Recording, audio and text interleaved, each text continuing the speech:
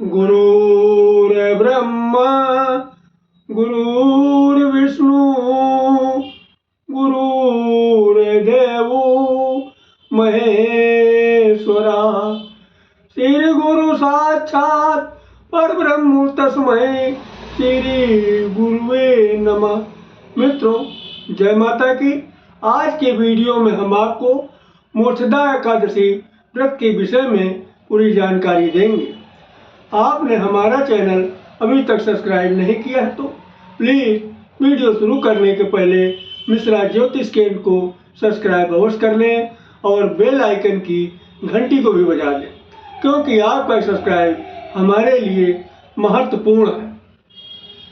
श्री कृष्ण भगवान युधिष्ठिर जी को बताते हैं कि मोक्षदा एकादशी व्रत करने से सभी प्रकार के मोह बंधन कट जाते हैं और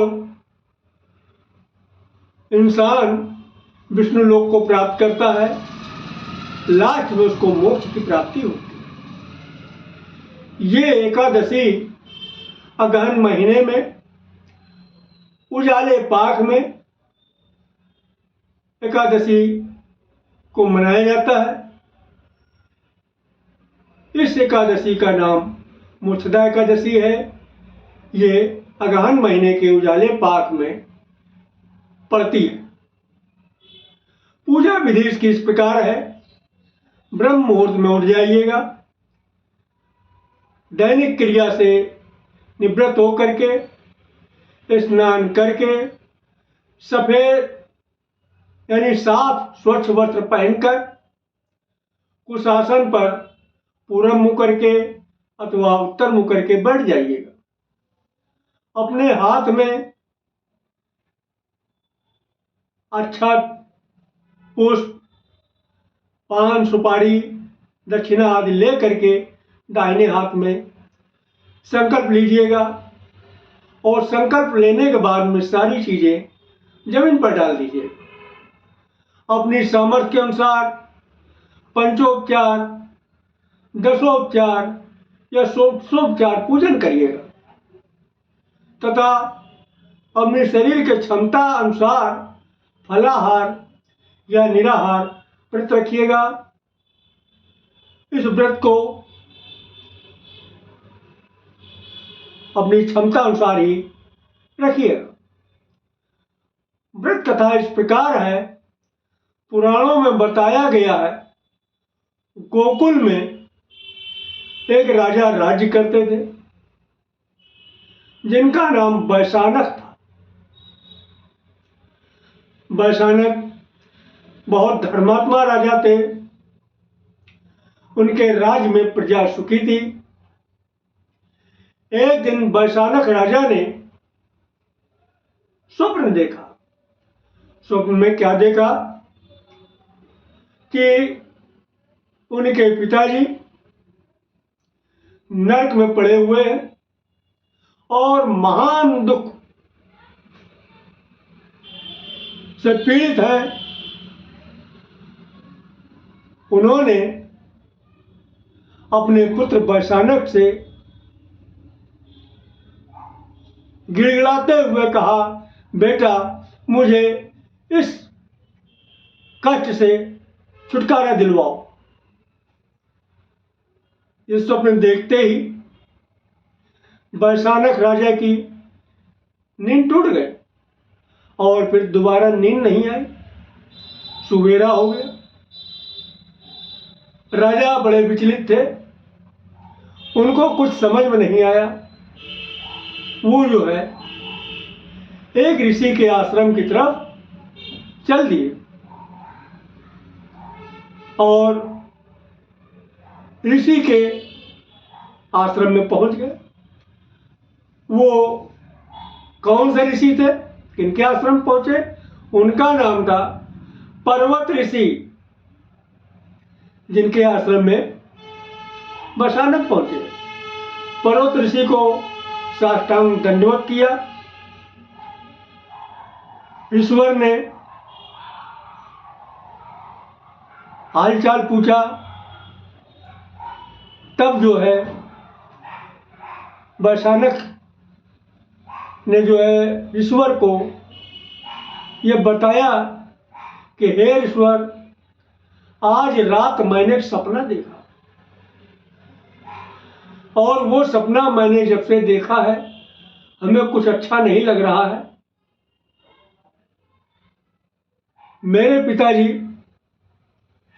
नर्क के दुखों से बहुत ही दुखी हैं